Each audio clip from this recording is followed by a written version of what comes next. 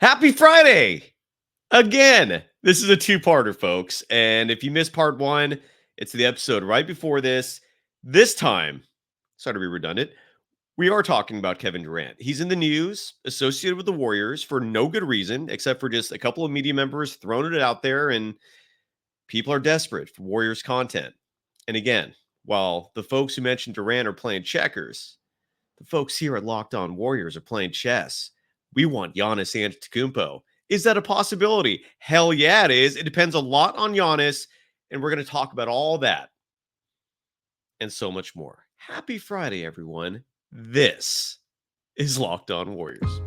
You are Locked On Warriors, your daily Golden State Warriors podcast. Part of the Locked On Podcast Network, your team every day.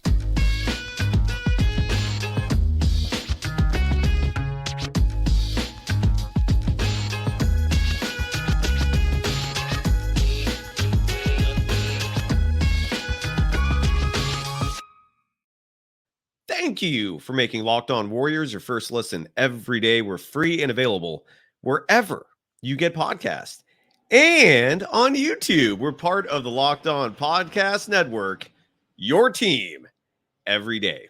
Today's episode is brought to you by Monopoly Go. I admit it, I have a competitive side, and it is a big fan of Monopoly Go, the mobile hit twist on classic Monopoly. So join your friends and download Monopoly Go, now free on the App Store or Google Play. You can follow me, Cyrus Saatsaz, on Threads at Dog Wild. 7 letters, 1 word, hopefully super easy. The program's also available on Threads at Locked On Warriors. And my Threads handle is the same as my Instagram handle. And again, happy Friday, everyone. May 3rd. We're well into May now. The offseason starts officially on June 30th. So we've got some time before the fun stuff really begins. And until then, it's a lot of hopefully titillating discussions, fascinating conversations, thought-provoking content. Well, you'll see. Well, I mean, you're the judge, not I, but hopefully I'll fulfill the goals of this program. I want to start off today's show not with another spontaneous tangent regarding a player like Draymond Green. I'm going to stay focused on the subject matter this time and talk about this whole Kevin Durant to the Warriors, what I call nonsense. Before I get to that, though, I want to play a clip of Phoenix Suns owner Matt Ishbia, who bought the team a little over a year ago. Passionate about his team. He's a former college player, so he actually, to a certain extent, knows basketball, although there were reports coming out saying he's maybe a little too hands-on-ish, a little too involved as an owner. But he said he made this comment, which at least to me stuck out. And this was at the exit interview for press conference for the Phoenix Suns. And Ishbia talked about where his Phoenix Suns stand. And this is pertinent to the Warriors for a few reasons. Chief among them, though, that Kevin Durant plays for the Suns. And we're going to talk about that in just a second. But here's Ishbia making a comment that evoked some memories, some thoughts going back a few years to when Joe Lacob referred to his Warriors franchise as being light years ahead of the competition. Here's Ishbia's take on that level of confidence. Matt, with the championship expectations kind of put out there, can you articulate level of disappointment not getting there? And do you think this is, how fixable do you think this is? Oh, it's extremely fixable. I mean, let's just be real. Although this isn't a cool narrative, and the national media really won't want to play it out there, but like, ask the other 29 GMs. 26 of them would trade their whole team for our whole team and our draft picks and everything as is. Like, the house is not on fire. We're in great position. It's not hard to fix. It's not like we're like, hey, we don't have enough talent to win a championship. We have enough talent to win a championship, right? Do we have enough continuity? Do we have time together? Like, there's a lot of things we can look at. Do we have like the right leadership in place? Do we have to add some little pieces around that? It's not like we don't have people that can score the ball, not play defense and have one champ. Like, we have all the things. And so how fixable is it? And I mean, if I read the media, I would think we have a lot of problems. But luckily I get to spend time with the best players in the world, in my opinion, the best coaches, GMs, see like all these people. And I get to spend time with our people and say, we're in really great shape. And I wouldn't trade our team or our situation for anyone else's, except for I'd like to be playing right now. But besides that, for like how going into the offseason, I feel great about it. It's not like there's a lot of other teams that have good players that have to re-sign them or they're going to lose them or that they're unrestricted free agents. Like our starting five's coming back. I feel very good about it. How do we make a couple tweaks and adjustments? We won 49 games. Think about it. The first 30 games, we didn't really have Brad. I think we played 40 games with our starting five together. Man, if we played 50 with it, do we win 5 more games? And are we all of a sudden a 1 seed, right? Like, it's not like we're like inches away from where we need to be. Right. And now, by the way, on the flip side, we're inches away. Other injuries, we could have lost some more games. Right. Like, so it's very touch and go all the time. So we have to put our team in position to be successful. And as the owner, my job is to work for the fans and deliver the best team possible. I talked about fan experience. I talked about culture. I talked about community. Like I said, we're talking about winning right now. And how do we make sure that we are in the best position to win a championship next year? That's my job. And guess what? I'm going to fail more times than I'm going to win. Right? We're not going to win more championships more than half the time. So we're going to fail more than we're going to win. But it's not because we're not going to try, or not because we don't care immensely about it. And look, respect to Matt Ishbia for the positivity, for the confidence. But what stuck out to me early in that clip was the fact that he's basically saying his Phoenix Suns are in the top 4 in the NBA in terms of the position they're in entering the offseason. In terms of the front office, coaching staff, the roster itself, he's confident about his starting 5 and the fact that they're all under contract for next season. Is he delusional? Yes, absolutely. I mean, you look at that their starting 5. Yusuf Nurkic is not an elite center. It's a damn it's a minor miracle he survived the whole season. The guy's one of the most injury-prone bigs in the game. Devin Booker. I'm sorry to make this so much about the Suns. I'll bring you back to the Warriors, I promise. But Devin Booker, if the Suns learned anything this season, it's that he can't be a top dog on a championship contender. And if you're coming to that realization, you still think your team is in the top 4 of best case scenarios? Kevin Durant's going to turn 36 next year. I think he's 36 already, or he's about to be. Actually, let me look that up real quick. I'm curious. And then Bradley Beal, he turns 36 in September 29th. Bradley Beal, not durable, has a no trade clause in his contract, so you can't just trade him to wherever you want. That is a poison pill in a contract if I've ever seen one. And oh yeah, you owe him $50 million plus a year for the next 3 years. He's got 3 more years left on that deal. And I don't even know if he could be your 3rd best player on a championship contender. So the Suns are in huge trouble. They're paying Nurkic, by the way, $18+ million a year. Grayson Allen was a success story for him, mainly because of his 3-point shooting, but is he worth $16 million a year? Is Nasser Little worth nearly $7 million a year? One of the best parts of their team, I feel like, is Josh Okogie, who's under contract for another year. They're really lucky in that regard. But that team is in trouble. That is some delusions of grandeur I just heard from Ishbia right there. Now, in regards to Kevin Durant, and again, I think Monty Poole wrote an article where it was a column where he, suggested that Durant could be a possibility. The bottom line for Durant to the Warriors is this. First of all, Kevin Durant is under contract for 2 more years after this season. He is owed over $50 million a year in each of those next 2 years. So if you're going to make a trade with the Phoenix Suns to get Kevin Durant, you have to match salaries first and foremost.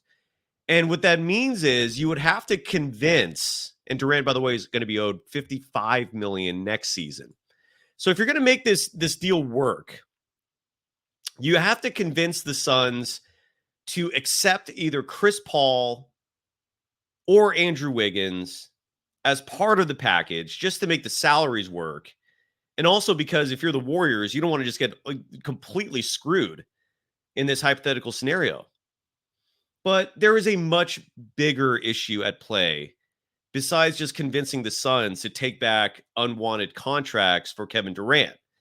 And that's that the Suns are not giving Kevin Durant away. They're going to want some meat. They're going to want some assets that have value back. And there's one player in that scenario that checks all the boxes, and that's Jonathan Kuminga.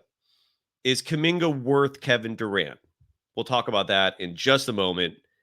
We'll also talk about Giannis and that Buck situation after we give some love to our sponsors for today. And first up on the agenda is the super fun game that I've been talking about all summer long, even though it's not summer yet, all spring long, and that's Monopoly Go. And look, I know what you're saying.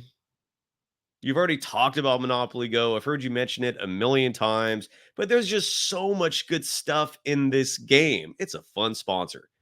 In Monopoly Go, you can team up with friends for timed tournaments where you work together to build up each other's boards. The more you win together, the more awesome prizes you unlock. And there's so much to get. Unique stickers. You can trade with friends to complete albums for big prizes, cool new playing pieces to travel the boards with, hilarious emojis for taunting friends when you smash their buildings or heist their vaults. Plus, Monopoly Go feels new and exciting every day with constantly changing tournaments and challenges. A ton include their own unique mini games like digging for treasure or a robot pachinko machine. And there's always new timed events that help you win big, like massive multipliers for everything you win or rent frenzies. There's always something fun to discover in Monopoly Go. So get off the bench and go download it now free on Google Play or the App Store. Game on.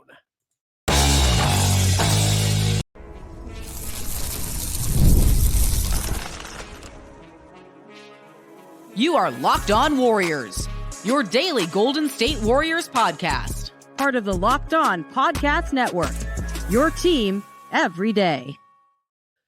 Thank you for making Locked On Warriors your first listen every day. Are you tired of all the yelling and shouting after watching Fox Sports or ESPN on your TV? If you are, make the switch to Locked On Sports Today. It's a free 24/7 sports streaming channel programmed for you every day to bring you the biggest stories without all the screaming. Locked On Sports Today brings you can't-miss analysis, opinions, and news. Streaming 24/7 on YouTube or the free Amazon Fire TV channels app. Part of the Locked On Podcast Network. Your team every day. And again, you can follow me, Cyrus Saatsaz, on Threads at Dog Wild. So the question comes down to this. Is it worth it to give up your future for Kevin Durant? Because it's not going to be cheap. If you want to pry Durant from the Suns, they're going to want Kuminga. They're probably going to want at least one other youngster, whether it's Moody, Pajemski, Trace Jackson Davis, whose value is probably vaulted just from his rookie season. Is it worth it? And the answer to that question is this. If you're going to mortgage your future to win now, it better be to win a championship. Does Kevin Durant coming to the Warriors for, let's say, Chris Paul's $30 million team option, which might actually help the Suns because that's one position that a lot of people said was a position of need, and that's point guard. I don't agree with that, but I digress.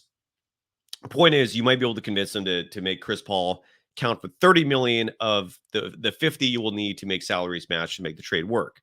But is Kuminga worth it? And from my perspective, it's an overwhelming, resounding hell no. Not just no, hell no. And the reason is not that complicated.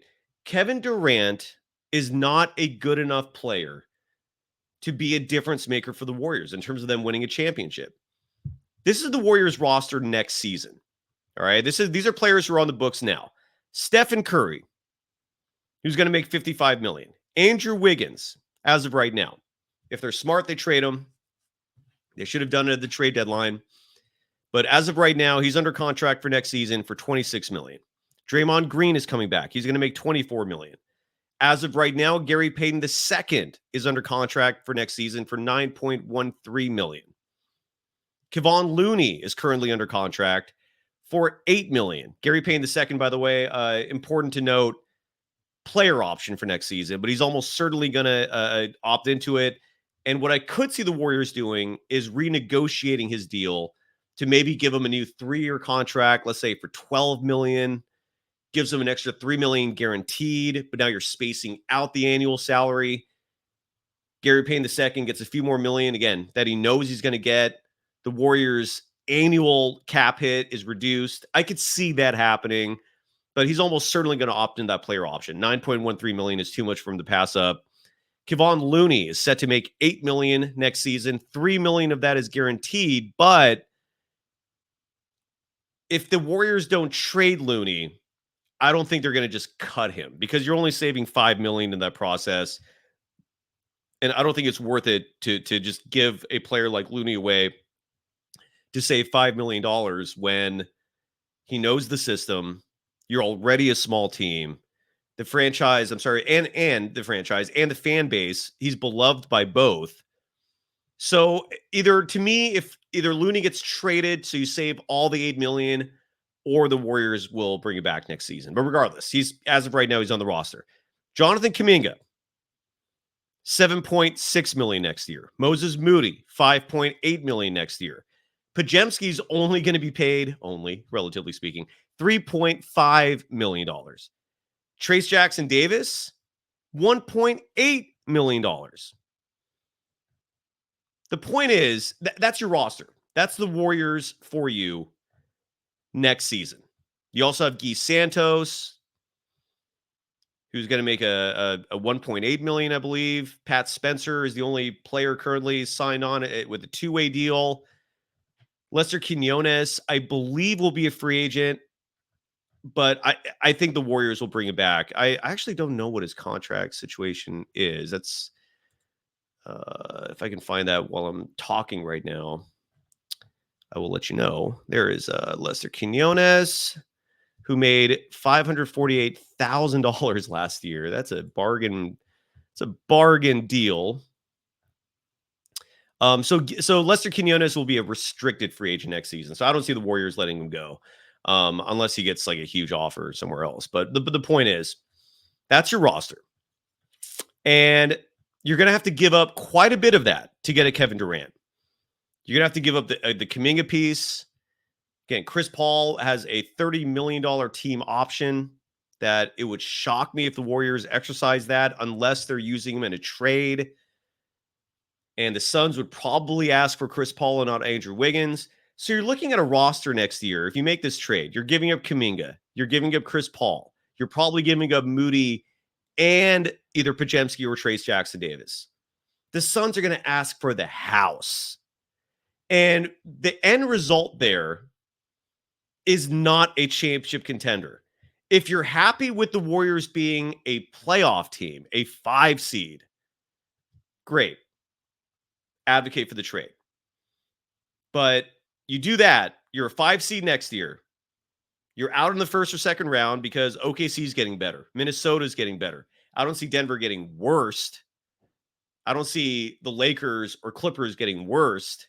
Grizzlies are better. Rockets are better. Spurs are better.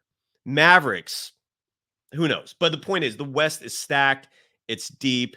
And Kevin Durant by himself added onto a roster that's already old, that's regressing, will not translate to a championship. And if you make a trade like that, 2 years from now, you are irrelevant. You are what the Warriors were from the early 90s through the early 2010s. Is that what you want? So Kevin Durant, again, if the offer was something that did not involve Kuminga, sign me up. But that's not going to happen. The Suns will want a lot. Now, the Giannis piece, we'll talk about that next, could be a whole different story. In fact, let's talk about that next after we give some love to another sponsor for the afternoon. Happy Friday, everyone. And that sponsor is eBay Motors. And in this time period that we are in, where everything is so damn expensive, corporate greed is evil. But not all corporations are evil and greedy. eBay Motors, they could save you money.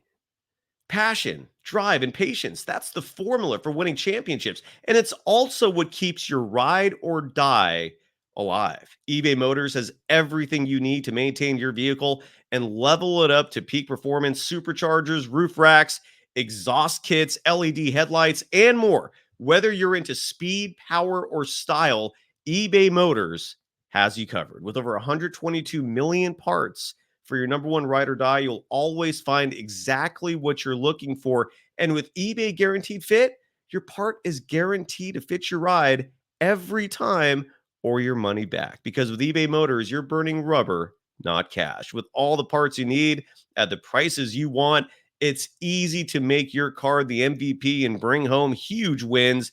Keep your ride or die alive at ebaymotors.com. Eligible items only. Exclusions apply. eBay Guaranteed Fit only available to U.S. customers.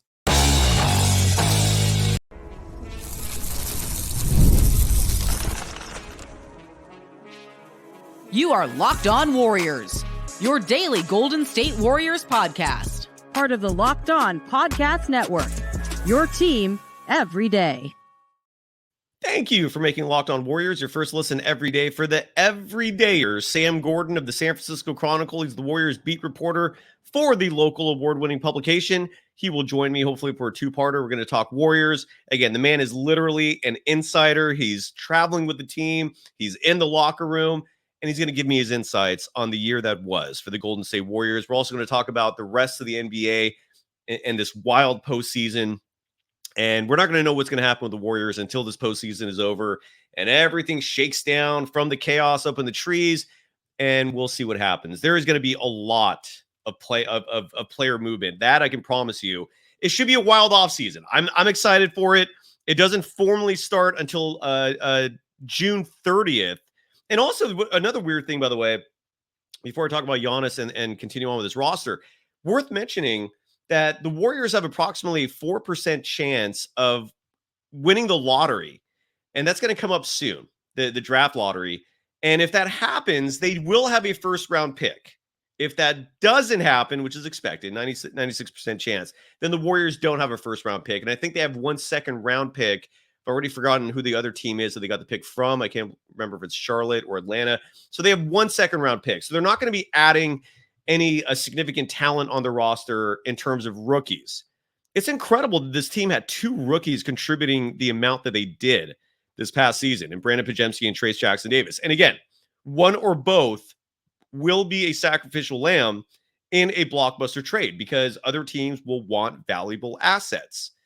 And I mentioned to you the Phoenix Suns, and I've explained to you, I hope, convincingly enough, why trading for Kevin Durant would be foolish. You'd be mortgaging the future for an average present, a non-championship present. It would make no damn sense. And what scares me is in the Steve Kerr era, in the second half of the era, all we seem to continue seeing is nonsensical actions and decisions. So I'm not sitting here telling you the possibility of Durant back to the Warriors is non-existent. I'm just telling you it would be stupid. It would be foolish, given the Suns will not give him up for cheap, and a rental for, a mid-level playoff team, that's just asinine. Now, Giannis Antetokounmpo, that's a different story. If Giannis, and here's the thing, my whole fantasy with Giannis to the Warriors is predicated entirely on him asking out. All right.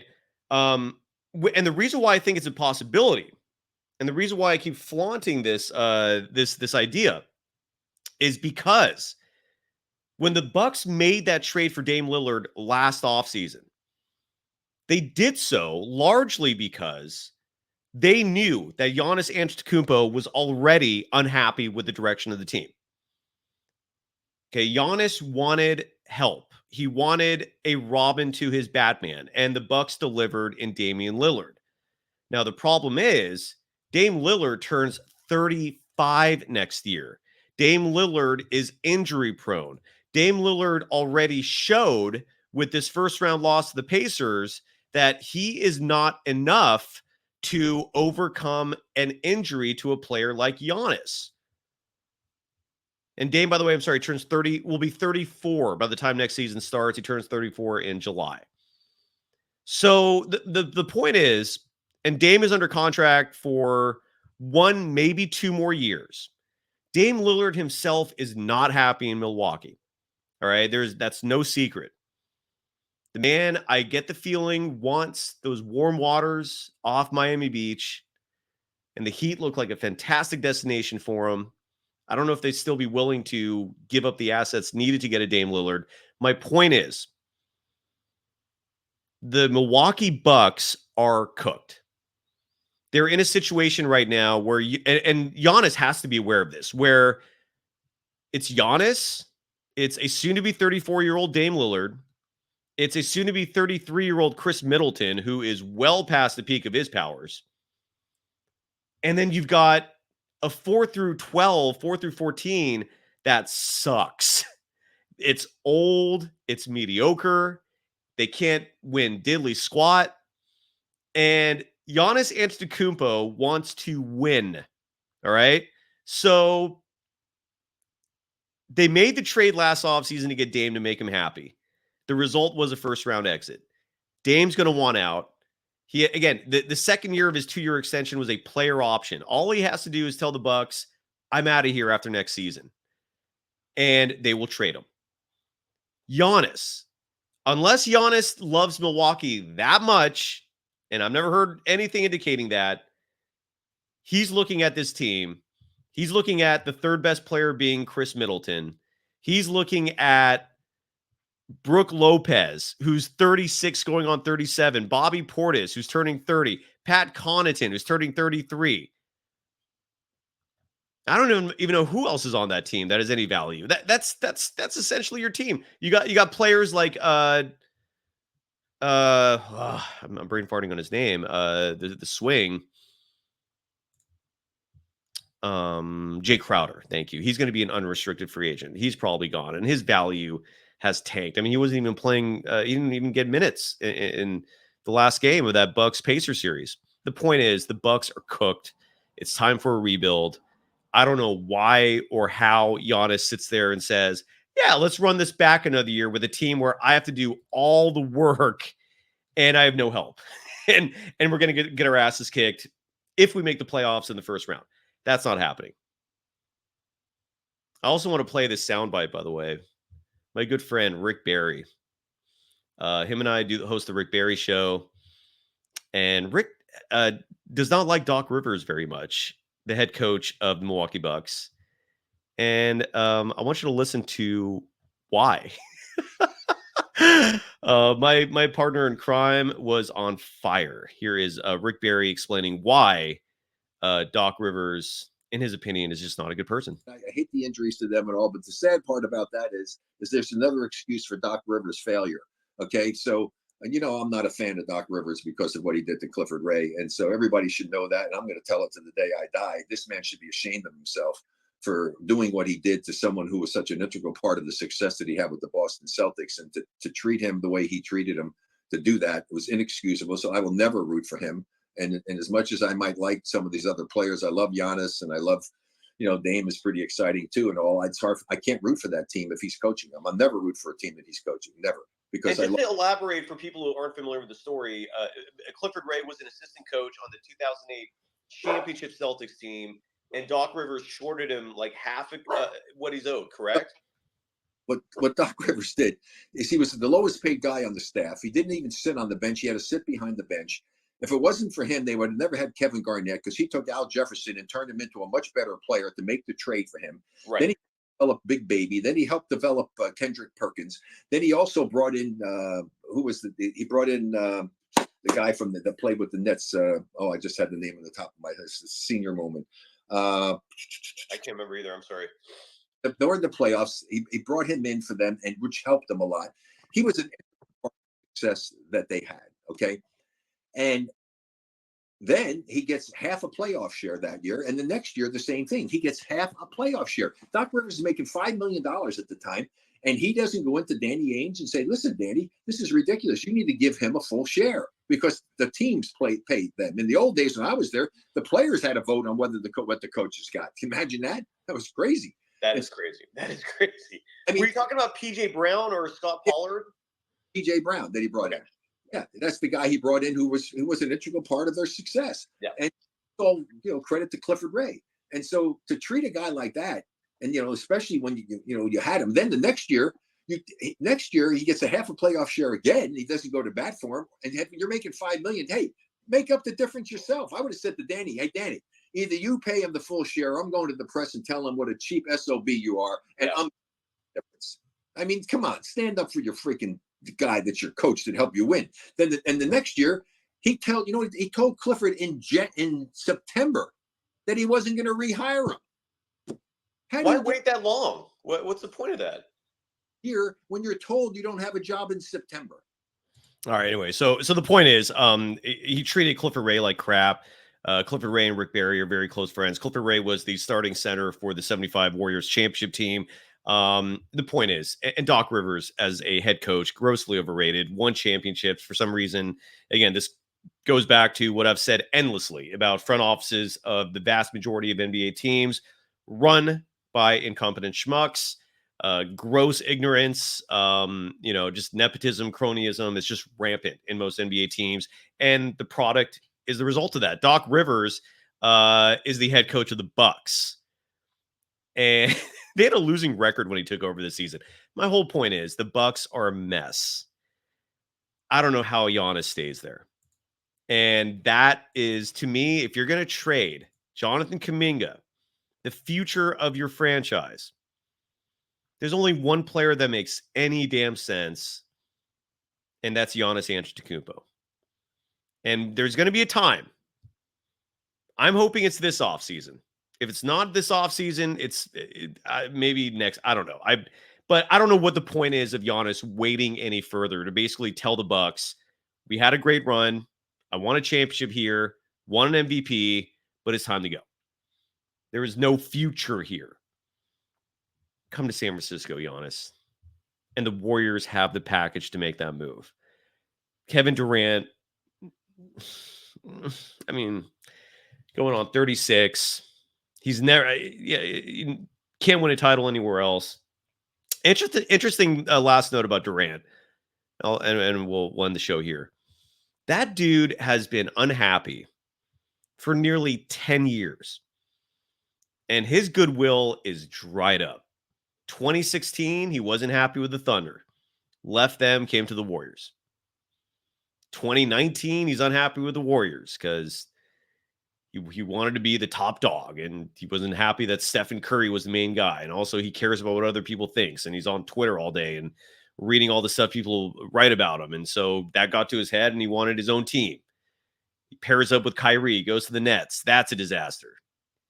He demands the coach and the GM there get fired, or he wants out, and they're not going to fire him, and even though they should have. But so Durant's gone. He goes to the Suns. He's wasted all of his good grace. And I don't think he's going to be asking for another trade, but the Suns are not giving him up for cheap. And again, if the Warriors make a move for him, and that move includes trading Kuminga, dumb. It's just not smart because you're mortgaging your future for a present that will not bring you a Larry O'Brien trophy. So I hope the Warriors make a move for Giannis. I hope you all have an incredibly fun weekend. Again, Sam Gordon's joining me next week. Mark Jones is joining me next week. Rick Barry, I'll bring him back on the program soon as well. I wanted to play that clip because Rick and Doc Rivers, they've got beef. Let's make it a big thing. And I hope everyone has a great weekend. Yeah. We'll be back at this soon. Bye-bye.